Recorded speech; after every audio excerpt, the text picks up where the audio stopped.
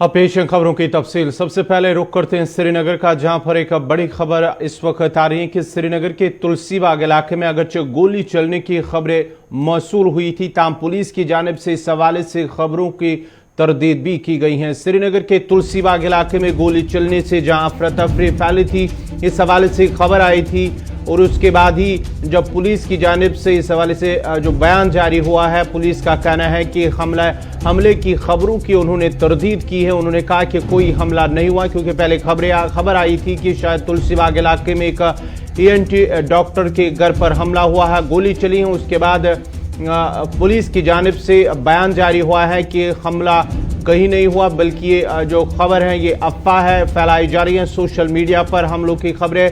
दरअसल कल जो शाम इनकाउंटर हुआ था नटीपुरा इलाके के अंदर, वहां पर कुछ गोलियां चली हैं, जो वो गोलियां जो है वो खिड़की से टकरा कर दीवार से टकराई। उसमें कोई फिलहाल जो इस हवाले से पुलिस ने बयान जारी किया है। मजीद तफसीलात के लिए सीधा चलते हैं श्रीनगर अपने नुमाइंदे से तजमुल के पास। तजमुल, क्या कुछ तफसीलात है? पहले जो कुछ खबरें गोली चलने की आई थी, उसके बाद ही पुलिस की जानिब से बयान भी जारी हुआ है। बहुत बहुत शुक्रिया गवर कुचे। गोलियां चली भी हैं और दीवारों पे छेद भी हुए हैं, शीशे भी टूटे हैं, लेकिन हैरानकुन तौर पर ये गोलियां जो है ये कल के इनकाउंटर के साथ जम्मू कश्मीर पुलिस ने रिलेटेड की। उन्होंने कहा कि कल नटीपोरा में जो इनकाउंटर हुआ था उसके बाद जो है वो नटीपोरा से सीधे तुलसीबाग जाके लगी हैं, यानी जो रेजिडेंशियल क्वार्टर्स हैं, जिसमें मनोज कुमार द्विवेदी जो कि commissioner secretary general administration department के हैं, उनके साथ में जो 2 गाड़ियां लगी हैं उन्हें गोलियों के छेद लगे, निशाना देखे जा सकते हैं। उसके बाद डॉक्टर कुलविंदर सिंह जो कि ईयर नोज थ्रोट यानी ENT स्पेशलिस्ट हैं और M5 के अपोजिट में प्रैक्टिस करते हैं, उनका घर है, वहां उनके घर में जाके गोलियां लगी है। गोलियां जरूर चली हैं, लेकिन के लिए शायद ऐसी सूरत लग रही थी कि शायद किसी माइनॉरिटी के घर पहुंचकर शायद फायरिंग का वाकया पेश आया हो, लेकिन ऐसा कुछ नहीं है। ये सारी बातें पुलिस ने तरदीद की है। पुलिस ने कहा कि सोशल मीडिया कुछ फेक न्यूज, गलत न्यूज चला रहा है, जिसमें माइनॉरिटी के डॉक्टर को निशाना बनाने की कोशिश की गई, हालांकि वो बुनियादी तौर पर। लेकिन नटीपोरा से ये गोलियां जब चली, और ये गोलियां किस रेंज की थी? SLR की थी, स्नाइपर की थी, ये किस रेंज की थी? नटीपोरा और उसके बाद गोगजीबाग और गोगजीबाग रामबाग, गोगजीबाग उसके बाद आपका जवाहर नगर आता है। तो इस रेंज में गोलियां चली और मौजूदाती तौर पर जो है वो एक डॉक्टर बच गया, doctor Kulwinder Singh ear nose throat यानी ENT के स्पेशलिस्ट हैं, वो बच गए हैं। उनके शीशे जो है चकनाचूर हुए हैं, छेद जो है वो दीवारों पे हुए हैं। लेकिन इसी बीच में मनोज कुमार द्विवेदी जो है कमिश्नर सेक्रेटरी GAD, उनकी 2 गाड़ियों पर भी गोलियां लगी है। और सुबह सुबह चूंकि ये रात का समय था और गोलियां चली, और रात में शायद किसी ने नोटिस न किया हो, लेकिन सुबह जब नोटिस किया गया तो पाया गया कि 2 गाड़ियां जिन पर छेद हुए हैं और दो एक खिड़की एक दरवाजा है जिसपे गोलियां लगी है, जो कि पुलिस स्टेशन शेरगढ़ी के इलाका है आता है। और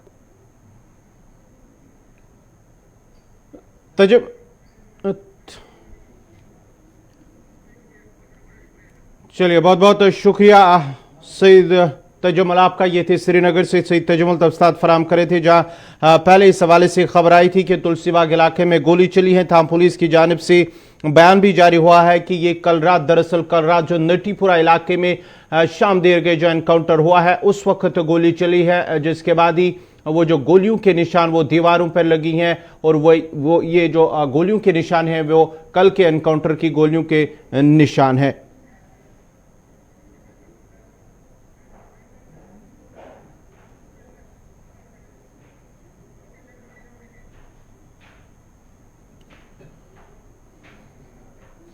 अब जरा बात यूपी की करते हैं। चंद रोज कबल ही जहां लखीमपुर खीरी तशद्दुद मामला सामने आया था, उसके बाद ही सुप्रीम कोर्ट में भी मामला चला है और सुप्रीम कोर्ट ने यूपी हुकूमत की सरजनिश की।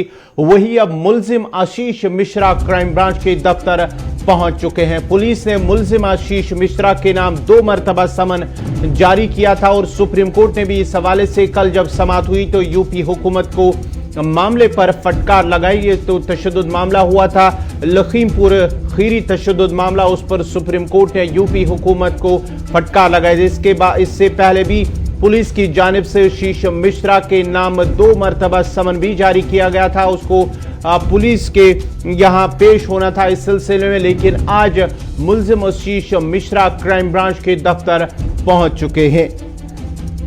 आपको बताते चले कि चंद रोजी कबल जो लखीम मामला आया था जिसमें 8 लोगों की मौत हुई है। इस खबर पे मजीद तफसीलात के लिए हम सीधा चलते हैं अपने साथी जो है अनूप चौधरी। अनूप, क्या कुछ तफसीलात हैं जो खबर आ रही हैं कि आशीष मिश्रा जो है वो क्राइम ब्रांच के दफ्तर पहुंचे, क्या कुछ तफसीलात है इस हवाले से? देखिए, जिस तरह से ये लखीमपुर का मामला काफी चर्चित मामला था, इसमें 8 लोगों की जाने गई थी और जिस तरह से जो केंद्रीय गृह राज्य मंत्री थे अजय मिश्रा टेनी, उनके लड़के पर जो है आरोप लगा हुआ था कि जो इस वारदात में कथित तौर पे उन्हीं की संलिप्तता है, उन्हीं पर आरोप लगा था कथित तौर पर कि उन्होंने गाड़ी से रौंद कर किसानों की हत्या की है। जिसके बाद से लेकर जो विपक्षी पार्टियां थी, प्रमुख विपक्षी पार्टी थी, इस मामले को लेकर सरकार पर दबाव बना रही थी। लगातार जो है अजय मिश्रा टेनी की जो है उनकी बर्खास्तगी, जो मंत्रिमंडल से बर्खास्तगी की मांग कर रहे थे, उनके बेटे की गिरफ्तारी की मांग कर रहे थे। विपक्षी पार्टियों का दबाव ही था कि जो है अजय मिश्रा, जो बाद में जो है पुलिस ने जो है उनके घर पे नोटिस चस्पा की थी, जिसके बाद आशीष मिश्रा को जो है समय दिया गया था कि आज 11 बजे तक की क्राइम ब्रांच के दफ्तर में वो हाजिर हो जाएं। अगर आज वो हाजिर नहीं होते तो जाहिर सी बात है उनके खिलाफ जो है पुलिसिया कार्रवाई तेज हो जाती, उनकी जो है उनकी गिरफ्तारी के लिए दबिश दी जाती। लेकिन इससे पहले ही जो है आशीष मिश्रा जो है आज जो है क्राइम ब्रांच में वो सरेंडर हो चुके हैं। अपने पिता के साथ वो पहुंचे थे, केंद्रीय गृह राज्य मंत्री जो है वहां पे उनसे पूछताछ चल रही है। पुलिस जो है ये पूछताछ कर रही है कि जो उनकी संलिप्तता थी, जो वायरल वीडियो थे जिसमें भागते हुए दिख रहे थे, तमाम ऐसे वीडियो वायरल हुए थे जिसमें उनकी कहीं ना कहीं संलिप्तता नजर आ रही थी। और इन्हीं सब चीजों से लेकर क्राइम ब्रांच की टीम जो है जो आरोपी, कथित तौर पर जो आरोपी है उनके बेटे से, उनसे पूछताछ करेगी। अनूप, जरा ये भी बताएगा, क्योंकि खबरें ये भी आ रही थी कल तक के शायद आशीष मिश्रा जो यूपी में नहीं कहीं और दूसरी जगह, क्योंकि जो नेपाल की खबरें भी आई थी को नेपाल चले गए और साथ ही साथ कुछ और भी खबरें आई थी। उसके बाद ही कल जब सुप्रीम कोर्ट में समाअत हुई तो सुप्रीम कोर्ट ने यूपी हुकूमत की फटकार भी लगाई है। इस सिलसिले में क्या ये जो दबाव बना हुआ है पुलिस और यूपी पर? देखिए, ये जो मामला था तिकुनिया कांड, जो लखीमपुर का तिकुनिया कांड था, ये जो है पूरे देश के, यूपी समेत पूरे देश को हिलाकर रख दिया था। जिस तरह से किसानों ने इसमें जो है शांतिपूर्ण तरीके से आंदोलन कर रहे थे, उसके बाद जो है उन पर जो है कथित तौर पर उनको गाड़ी से रौंद कर उनकी हत्या कर दी जाती है। उसके बाद जब विपक्षी पार्टियों ने जो है इस पर आवाज उठाई, खुद कई पार्टियां थी, उन्होंने कहा था कि मामले को सुप्रीम कोर्ट के संज्ञान ले, और यही हुआ। बाद में सुप्रीम कोर्ट ने इस मामले को संज्ञान लिया, जिसके बाद ही जो यूपी का पुलिस महकमा था वो भी सक्रिय हुआ। जो अभी तक जो है पुलिस से बच रहे थे, आशीष मिश्रा जो केंद्रीय गृह राज्य मंत्री के बेटे हैं, उनके घर पे नोटिस लगाई गई, उनको जो है बुलाया गया पूछताछ के लिए। और यही नतीजा, सुप्रीम कोर्ट का दबाव था, विपक्षी पार्टियों का दबाव था। जब सुप्रीम कोर्ट ने संज्ञान लिया तब यूपी की पुलिस सक्रिय हुई लखीमपुर में, और फिर जो है जो आरोपी, कथित तौर पर जो आरोपी जिनको बनाया गया, हालांकि मुकदमे में भी वो नामजद हैं, उनके घर पे पुलिस ने नोटिस लगाई, और जिसके कारण आज जो है जो आशीष मिश्रा थे वो अपने पिता के साथ पहुंचे क्राइम ब्रांच पे। वहां फिलहाल उनसे पूछताछ चल रही कि आखिर उनके जो बातें जो निकल के आ रहा था, जो वायरल वीडियो थे या नामजद में FIR थे या और भी तरह के तमाम लोगों ने बयान दिया था कि आशीष मिश्रा जो है सीधे घटना के सीधे तौर पर मुख्य आरोपी है, जिसके बाद से वो आज हाजिर हुए। पुलिस इन सारे पहलुओं को लेकर उनसे पूछताछ करेगी। बहुत बहुत शुक्रिया अनूप चौधरी आपका। ये थे यूपी से अनूप चौधरी तफसीलात फराम करे थे, जहां आशीष मिश्रा जो है यूपी जो तशद्दुद खीरी मामला हुआ था, जहां लखीमपुर खीरी तशद्दुद मामला जिसमें 8 लोगों की मौत हुई है, उसके मुलजिम आशीष मिश्रा जो फरार हुए थे। पुलिस की जानिब से भी इस सिलसिले में 2 बार उन्हें समन भी जारी किया गया था। उस सिलसिले में आज वो क्राइम ब्रांच के दफ्तर पहुंच चुके हैं और पुलिस इस सिलसिले में उनसे पूछताछ कर रही है। बढ़ते ही आगे बात करेंगे तालिबान और अमेरिका के दरमियान। अमेरिका और तालिबान के दरमियान सीनियर सतह की 2 रोज़ा बातचीत आज दोहा में शुरू हो रही है, और जबकि अफगानिस्तान से इनखला के बाद अमेरिका और तालिबान की यह पहली आला सतही बातचीत होगी।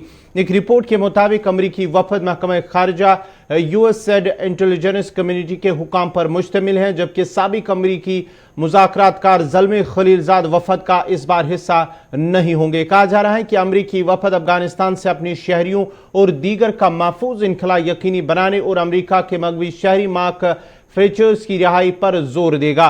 इसके अलावा जराया का यह भी कहना है कि मुलाकात में तालिबान पर जोर दिया जाएगा कि अफगानिस्तान को दोबारा अलकायदा या दीगर इंतहा पसंद गिरोहों की पनाहगाह बनने न देने के अज़म पर भी कारबंद है, जबकि अफगानिस्तान में इंसानी इमदाद की तरसील को बेहतर करने पर भी जोर दिया जाएगा। और साथ ही साथ अमेरिकी ओहदेदार का यह भी कहना है कि मुलाकात का मकसद तालिबान हुकूमत को तस्लीम करना या कानूनी समझना नहीं। अमेरिकी ओहदेदार का कहना है कि तालिबान को अपनी कानूनी हैसियत मनवाने के लिए इकदाम करने होंगे। वाज़ेह रहे कि अमेरिका ने 30 अगस्त की शब को डेडलाइन खत्म होने से कबल ही अफगानिस्तान से अपना इनखला मुकम्मल कर लिया था। मजीद तफसीलात के लिए हमारे साथ जुड़ चुके हैं रहमत कलीम। रहमत, क्या कुछ तफसीलात है? आज पहली बार जो है अमेरिकी फौज के इनखला के बाद अमेरिका और तालिबान के दरमियान दोहा में 2 रोज़ा जो है मुलाकात होने जा रही है। जी बिल्कुल, देखिए आज और कल 2 दिन ऐसे होंगे जब अफगानिस्तान और सऊदी और अमेरिका के दरमियान बाज़ाब्ता तौर पर पहली बार वफ्द की शक्ल में ऑफिशियल जो मुलाकात होनी है वो आज से शुरू होने जा रही है। और अभी इस वक्त चूंकि 9 साढ़े 9 बज रहे हैं, दोहा में करीब 2 से ढाई घंटे बाद बाज़ाब्ता तौर पर मुज़ाकरात के दौर का आगाज होगा, जिसमें अफगानिस्तान की तरफ से काबीना के वज़ीर पहुंचे हुए हैं। और साथ ही साथ अमेरिका की बात करें तो अमेरिकी वफ्द में अमेरिका के महकमे खारजा, यूएसएड और अमेरिकी इंटेलिजेंस कम्युनिटी के अहदेदार शामिल होंगे, जिनका काम ये होगा इस मुज़ाकरात के 2 पहलू में। पहला पहलू तो ये है कि वो अमेरिका की जानिब से बाज़ाब्ता तौर पर तालिबान पर दबाव बनाएंगे, और दबाव बनाने की कोशिश ये होगी कि वो अमेरिकी शहरियों और दीगर जो अफगानिस्तान के शहरी जो अफगानिस्तान में फंसे हुए हैं, जो बाहर जाना चाहते हैं, उनके लिए महफूज रास्ते को यकीनी बनाए अफगान सरकार। दूसरा ये कि एक अमेरिकी जो जिसे तालिबान ने अगवा किया हुआ है, मार्क फ्रेजर, उसको रिहा कराने के लिए भी दबाव बनाने की कोशिश की जाएगी। और सबसे पहली तरजीह जो होगी इस मीटिंग में, जो तालिबान पर दबाव बनाने की कोशिश की जाएगी, वो अफगानिस्तान को दोबारा अलकायदा या शिद्दत पसंदों का गढ़ नहीं बनने दिया जाए, ISI का गढ़ नहीं बनने दिया जाए, दूसरे किसी दहशतगर्द तंजीमों का गढ़ न बनने दिया जाए, इसके हवाले से बाज़ाब्ता तौर पर दबाव बनाने की कोशिश की जाएगी। एक और पहलू होगा जिस पर बात होगी, वो ये है कि इंसानी इमदाद तक रसाई को रोकने के लिए, यानी कि जो ह्यूमन एड है वो उसकी रसाई बहुत ही कम हो रही है, जिसकी वजह से एक बड़ा बुहरान पैदा हो सकता है, ऐसा खदशा जाहिर किया जा रहा है, जिसकी वजह से कोशिश ये होगी कि आज के मुज़ाकरात में बाज़ाब्ता तौर पर इंसानी इमदाद तक रसाई के लिए बेहतर निज़ाम बनाने पर दबाव डाला जाए। और साथ ही साथ एक और पहलू होगा जिस पर अमेरिका रहमत, जरा ये भी बताइएगा कि अगर हम बात करेंगे, क्योंकि पहली बार अब जो इनखला के बाद ये मुलाकात हो रही है, तालिबान हुकूमत को तस्लीम करने पर भी क्या कुछ बातचीत होगी? और साथ ही साथ जो तालिबान के जो अफगानिस्तान के अंदर ख्वातीन के हुकूक की बातें की जा रही हैं, क्या उसको लेकर भी क्या इस मीटिंग के दौरान बातचीत होगी?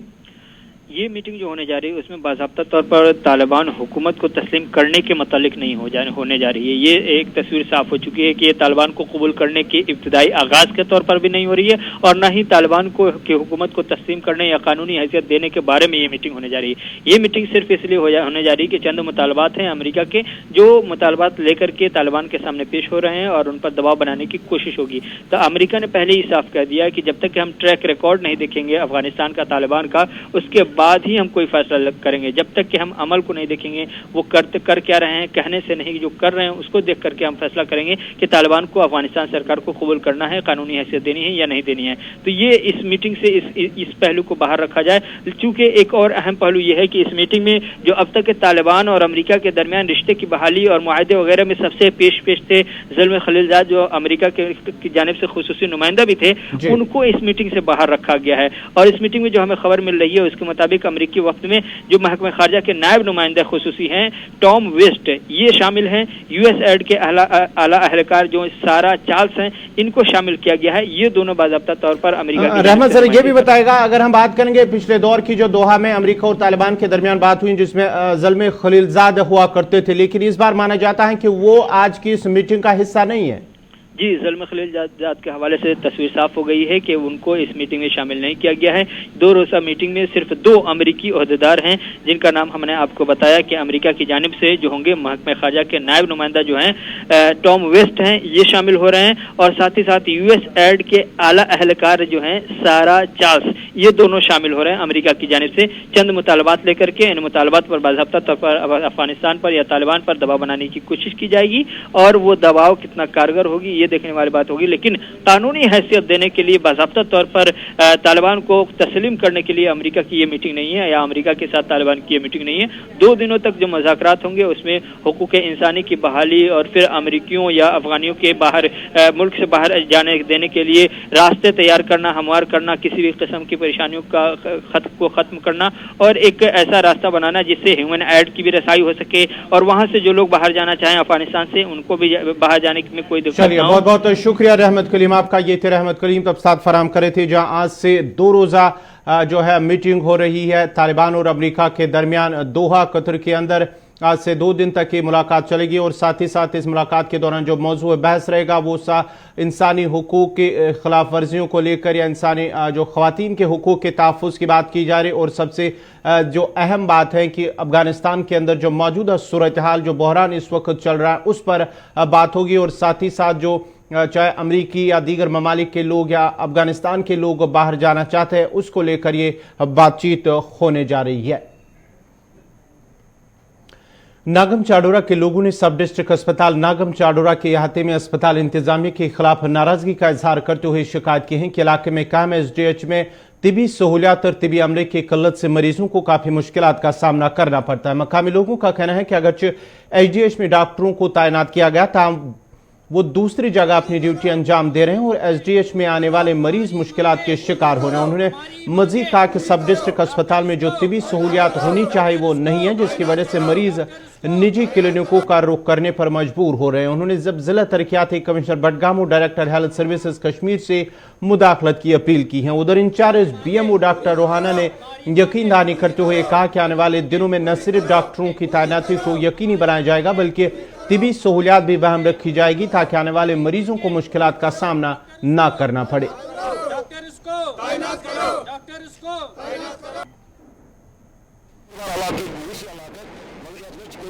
खासकर गो आई डॉक्टर टेक्निकल डिफेक्ट चाहे एक्सरे चाहे कह चीज ये चीज मगर सो प्रॉब्लम मतलब बले गन गरीबस मतलब तमिस बिचारस कह सारा तो इंशाल्लाह उम्मीद खासकर बेमो सौर पे इंचार्ज जन तमिस पन ये स्टाफ ठीक पार्टी मतलब सुधार कर इंशाल्लाह फजील तो बीस कमी यस में कमी तो वो बार बार वन जरूरत कह खासकर फिशन डॉक्टर मतलब गुजारिश तम ग वात मगर विदिन वन अकिस हफ्तस में हस्पताल 30 गांव तथ मासनस 35 अंद पत तो यम जरूरियात हस्पताल मुताबिक आसन गस यूत यह हस्पताल तम अत कह यम जन ये डॉक्टर ड्यूटी तम निमित कोरोना ड्यूटी ये तनख्वाह तम ये लुक पड़ा ये इलाज वातान लुकन कहें एक्सरे गसान कहें यह आज बह 9 वरी गसान 10 वरी गसान एक्सरे गसान कहें अल्ट्रासाउंड आज बह 10 वरी गसान यह गसान कहें हस्पताल सब डिस्ट्रिक्ट ये आसन गोस ये डॉक्टर यह सा यह पूरा डॉक्टर टीम कहें इस टीम आसन गोस या तम बदल बदल जायन काम कर ये तम कहें डायरेक्टर साहब, सीएमओ साहब कीनली देख रहे हैं, फिजिशियन का भी सोच रहे हैं, अल्ट्रासाउंड का भी। जो ये एक्सरे का मसला है वो एक मामूली सा कोई इसमें एक इंस्ट्रूमेंट है, उसके बारे में भी बात की। जहाँ तक मेरी पहुँच है मैं भी अपनी तरफ से कोशिश करती हूँ, ये सारे मसले इंशाअल्लाह रहमान हल हो जाएंगे। लोगों की जो भी उम्मीदें हैं वो पूरी हो जाएंगी। हम लोगों के लिए है, हमारा हेल्थ डिपार्टमेंट है, हमेशा लोगों की खिदमत के लिए तैनात किया गया है। ये डिपार्टमेंट ही इसीलिए है। हमें लोगों से कोई शिकायत, पूरी कोशिश करेंगे कि शिकायत नहीं आएगी। अपनी तरफ से मैं भी कोशिश करती हूँ और मेरे हायर अप्स भी कीनली देख रहे हैं।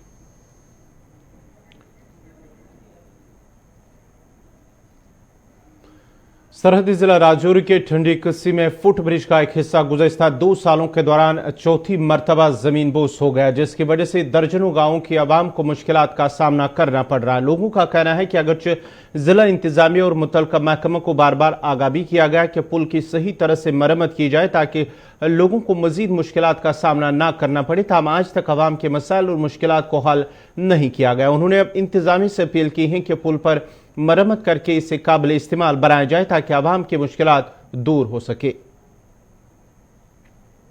लगभग 1 दर्जन से ज़्यादा गांव को जोड़ने वाला मनकोट का ये पुल जो हम आपको दिखा रहे हैं, पिछले 2 सालों में 4 बार इस तरह गिर चुका है, जिस कारण इस गांव के साथ साथ कई दर्जन गांव ऐसे हैं जिन लोगों को यहां आने जाने में परेशानी होती है। खास करके आप हमारे पहले ही पीछे का मंजर देखें, जैसे ये स्टूडेंट्स कुछ अपने घर की तरफ आ रही हैं। पहले इनको हेल्प की ज़रूरत है जो इनको ये रास्ता क्रॉस करवाएगा, क्योंकि इस रास्ते से चलने वाले लोगों की आपको पहले हम दिखाते हैं किस तरह ये लोग अपने घरों को जाते हैं, क्योंकि पिछले 2 सालों में चौथी मरतबा ये गिर चुका है और पिछले कुछ दिन पहले ये एक बार फिर दोबारा गिरा है। यहाँ कुछ मकामी लोग हैं हमारे साथ, हम इनसे बात करेंगे कि कब ये पुल बना था और कितनी बार ये गिर चुका है। सर, क्या नाम है आपका और कब ये पुल बना और कितनी बार ये गिर चुका है? मैं श्यामलाल जी, ये आज से कम कोई 12-13 साल पहले बना था। ये पहले तो ये मोटरेबल था, लेकिन बाद में इसको फुट ब्रिज बना दिया गलती से। पता नहीं क्या चक्कर होगा इसके भी, हम नहीं जानते इसके बारे में। तो ये कम से कम अब 4 बार टूट चुका है। तो कहने का मतलब पीछे कम से कम 10-12 गाँव हैं जो इसी से कंडक्ट में हैं। तो साथ में कम से कम 600-700 बच्चा यहाँ से स्कूल का निकलता है, छोटे बच्चे निकलते हैं। कई बच्चे यहाँ पे गिर भी जाते हैं। तो जब भी इसका काम होता है तब बस ऐसे ही फीलिंग करके चले जाते हैं, बोलते हैं इसके ऊपर स्लैब डालेंगे, इसको हम दोबारा रिपेयर करेंगे, इसके ऊपर टाइल लगाएंगे, लेकिन करते कुछ भी नहीं है, बस फीलिंग वगैरह करके चले जाते हैं। कितनी मुश्किल आती है और कितने गाँव हैं इसके पीछे जिनके लिए ये इकलौता एक रास्ता है? सर, ये मेन कॉन्टैक्ट है मनकोट का, बॉर्डर एरिया भी है इसके साथ कॉन्टैक्ट में।